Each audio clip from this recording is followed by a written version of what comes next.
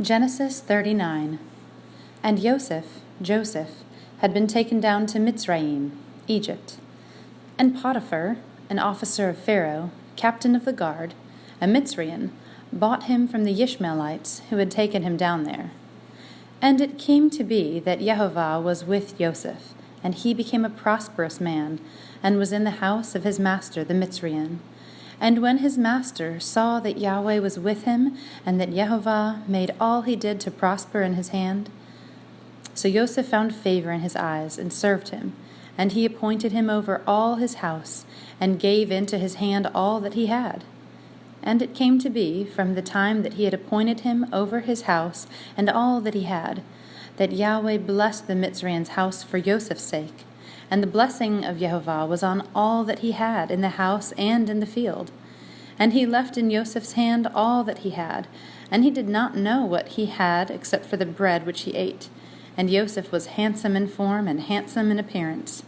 And after these events it came to be that his master's wife lifted up her eyes to Joseph and said, "Lie with me."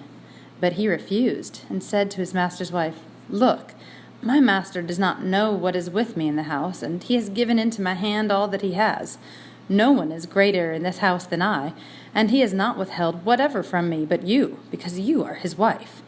And how shall I do this great evil and sin against Elohim?" And it came to be, as she spoke to Joseph day by day, that he did not listen to her, to lie with her, to be with her. And it came to be, on a certain day, when Joseph went into the house to do his work, and none of the men of the house was inside, that she caught him by his garment, saying, "Lie with me." But he left his garment in her hand and fled and ran outside. And it came to be, when she saw that he had left his garment in her hand and fled outside, that she called to the men of her house and spoke to them, saying, "See, he has brought into us a Hebrew to mock us. He came in to lie with me, and I cried out with a loud voice. And it came to be, when he heard that I lifted my voice and cried out, that he left his garment with me and fled and went outside." And she kept his garment with her until his master came home. And she spoke to him these same words, saying, "The Hebrew servant whom you brought us came into me to mock me. So it came to be, as I lifted my voice and cried out, that he left his garment with me and fled outside." And it came to be, when his master heard the words which his wife spoke to him, saying, "Your servant did to me according to these words," that his displeasure burned. Then Joseph's master took him and put him into the prison, a place where the sovereign's prisoners were confined, and he was there in prison. But Yahweh was with Joseph, and extended loving commitment to him, and he gave him favor in the eyes of the prison warden.